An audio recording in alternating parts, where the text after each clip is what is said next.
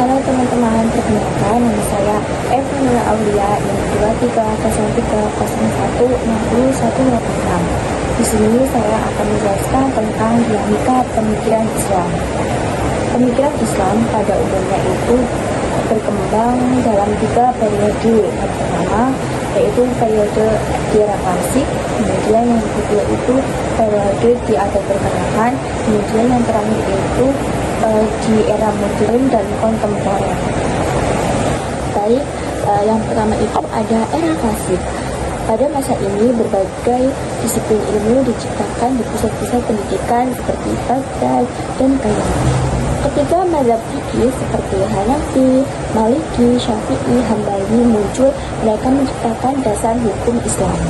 Di periode ini ada juga aliran Mu'tazilah yang menekankan akal, dan Asy'ariyah itu yang mengimbangkan wahyu.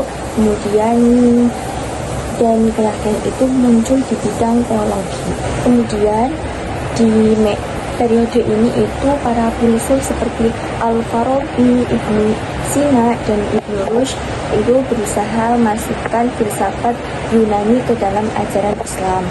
Kemudian pada periode ini kreativitas intelektual Islam mencapai puncaknya. Kemudian yang kedua itu periode pertengahan. Masanya itu dari abad ke-13 hingga 18 Masehi. Nah, mazhab-mazhab fikih dan otoritas ulama tradisional itu meningkat. Nah, di sini itu tokoh seperti Al-Ghazali dan Ibnu Arabi itu memajukan pemikiran sufistik.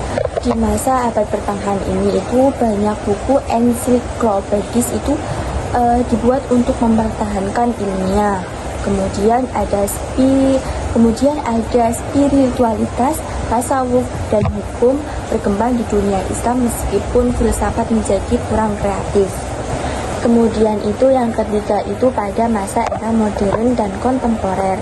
Nah, di masa ini itu dari abad ke-19 hingga sekarang. Nah, di sini juga ada tokoh-tokoh pembaharu seperti Jamaluddin Al-Afghani, terus kemudian Muhammad Abduh dan Rashid Ridho, sehingga muncul saat umat Islam menghadapi kolonialisme dan modernitas. Kemudian mereka itu yang mendorong ijtihad, pendidikan modern, dan pembaharuan sosial. Kemudian debat tentang demokrasi, hak asasi manusia, feminisme Islam, fikih minoritas, dan digitalisasi teknologi adalah tanda era modern.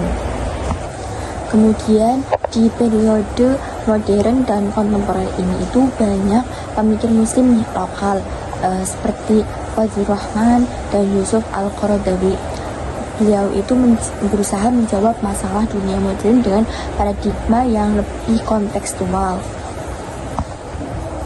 Dengan memahami bagaimana pemikiran Islam itu berubah dalam sejarahnya, kita tahu bahwa berijtihad, berbicara dengan orang lain, dan mencari solusi itu adalah bagian dari identitas umat Islam. Kemudian perbedaan perspektif bukanlah ancaman, akan tetapi kekayaan yang membuat Islam tetap relevan sepanjang zaman. Pada akhirnya, kecenderungan pemikiran Islam menunjukkan bahwa agama ini bersatu dengan umatnya. Kemudian selama kita terus belajar, kemudian berbicara, dan mencoba memahami zaman dengan cahaya Al-Quran, Islam akan selalu memberi rahmat kepada setiap orang. Islam juga tetap hidup selama orang berpikir tentangnya. Itu saja dari saya. Mohon maaf apabila ada kesalahan dan kesalahan yang tidak disengaja, mohon dimaafkan. Sekian dari saya. Wassalamualaikum warahmatullahi wabarakatuh.